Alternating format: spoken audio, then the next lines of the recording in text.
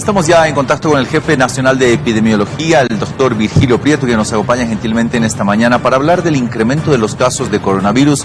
No sé si entra en una catalogación, doctor Prieto, de preocupantes. No dejan de serlo, indudablemente, pero la cantidad y el volumen no es algo que deba alarmar todavía a la población, ¿o sí? Buenos días.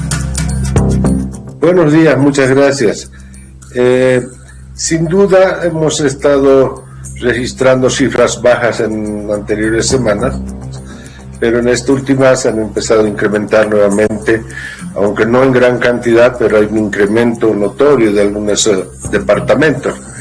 Entonces, sí, la situación es preocupante, sobre todo porque nos basamos en lo que ocurre en otras latitudes, ¿no? La experiencia, como hemos dicho muchas veces, la vamos ganando nosotros en cuanto a lo que ocurre en nuestro territorio, pero fundamentalmente lo que ocurre en otros países, por ejemplo, de Europa. Preocupa mucho lo que ocurre ahora en Francia, en Italia, España, con rebrotes importantes que no están pudiendo ser contenidos.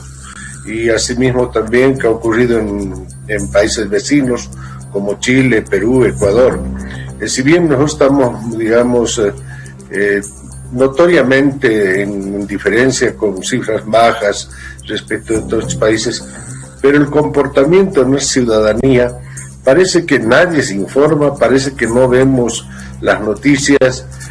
Creo fundamental el apoyo que nos da la prensa, ustedes, pero la población no reacciona de esa manera. Entonces es importante que advirtamos que es posible que tengamos un rebrote, lo hemos advertido, se empiezan a subir las cifras, y lo que es más preocupante, la cifra de fallecidos no ha bajado tan ostensiblemente como la de los casos, lo que significa que hay casos graves que posiblemente están siendo atendidos en sus domicilios o que ocurren muy tarde a los servicios de salud. Ahora, doctor Prieto, ¿qué esperar? Porque hemos pasado cierres de campaña, hemos pasado elecciones el pasado 18 de octubre, ahora tenemos que estar expectantes a lo que puede ocurrir los siguientes días, la siguiente semana quizás. Mire, este incremento que se da de a poco, que está incrementándose de a poco, lo más probable es que tenga relación con aquellas conductas que han ocurrido en las campañas eleccionarias.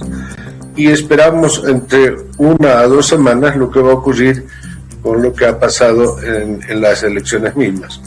No ha habido, por decir, una situación de descuido tal, la Corte ha cumplido lo máximo posible, pero por fuera de los recintos electorales la conducta de la población no ha sido adecuada, consumo de alimentos, reuniones de grupos, no había distanciamiento, es decir, hay muchos factores que nosotros le llamamos de riesgo. Todo aquello que incrementa el riesgo le llamamos un factor de riesgo, y eso es lo que ha ocurrido en estos días. Ahora, doctor Prieto, se empiezan a distender un poco más las medidas que toman los COETS departamentales para reactivar la economía, los pedidos del dinamismo de los negocios, y eso también mantiene en una alerta constante a los sectores de salud en nuestro país. Sí. Sin duda nosotros hemos hallado también un método muy importante que es el índice de riesgo municipal que lo elaboramos semanalmente para que cada municipio tome los recaudos. Además, por cada situación de riesgo que se tienen las medidas indicadas de lo que deberían hacer. Entonces los municipios tienen la obligación de leer esto, de verlo para tomar los recaudos necesarios. Pero recordar también a la población y a los grupos que van presionando, por ejemplo, el transporte, que quieren el 100%, es decir, si descuidamos, la situación ha de ser peor, vamos a tener que volver, como en Europa, a una cuarentena rígida. Posiblemente el nuevo gobierno va a tener que tomar una medida restrictiva fuerte si se incrementan los casos. Entonces, es importante que vayamos actuando de a poco, en la medida que vayamos también controlando mejor la pandemia, hasta que podamos tener medidas efectivas como ser la vacuna o tratamientos eficaces que están en estudio. Doctor Prieto, se ha hablado mucho de estar preparados o no estar preparados. Para una segunda ola de contagios, ¿Bolivia está mejor preparada que en marzo 2020? Mucho mejor, mucho mejor. Tenemos bastantes servicios de salud para aislamiento, tenemos también, se han incrementado los servicios de terapia intensiva. Quiero dar la noticia que en el Altiplano se ha inaugurado un centro de salud que se llamaba así ahora de segundo nivel, que ha de ser un centro de contención del altiplano.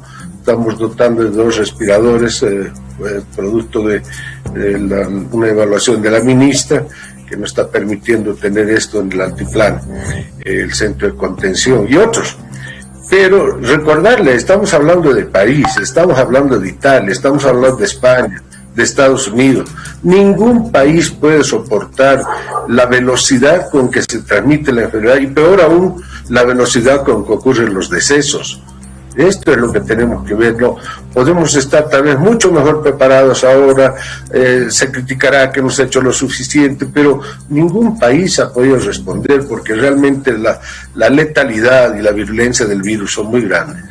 No sé si usted coincide con algunos conceptos de que la gente está demasiado confiada en el tema de la vacuna o la posible vacuna. Según algunos últimos reportes, uno de los voluntarios en Brasil que se colocó una de las vacunas para probar ha fallecido. Y es por eso que se han contenido. ¿Podemos tener esperanza a corto plazo o más bien ser expectantes y mantener los cuidados del uso de barbijo, higienización de manos y mantenimiento de distancia? Hasta que tengamos la certeza de que la vacuna se está produciendo con efectividad, con todas las características que tiene que tener, que son inocuidad, efectividad, es decir, todos digamos, todas las consecuencias que se piden que tenga una vacuna, no vamos a estar seguros. Entonces, lo único que podemos hacer, lo más efectivo es el distanciamiento físico, el lavado de manos y el uso exclusivo del barbijo cuando se está entre 2 o más personas. Pero además decirle, el fallecimiento, según tengo referencias, se ha producido una persona que no ha sido vacunada con la vacuna porque se hace estudio doble ciego. Es decir, a algunas personas se le pone un placebo, ¿no? Algo que no contiene la vacuna y otras sí, para ver si hay o no el efecto. Entonces la persona que ha fallecido no estaba por la vacuna, sino por un placebo.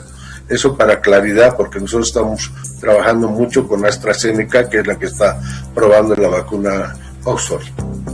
Bueno, los datos que vienen de Brasil hablan de esa primera instancia de la vacuna. Tiene usted la razón cuando dice que se colocan, se hacen una serie de muestreos, pero usted es en realidad, como jefe nacional de epidemiología, quien tiene mayor contacto con ese tema de información. Doctor Prieto, muchísimas gracias, como siempre, por la información presentada para Levántate Bolivia.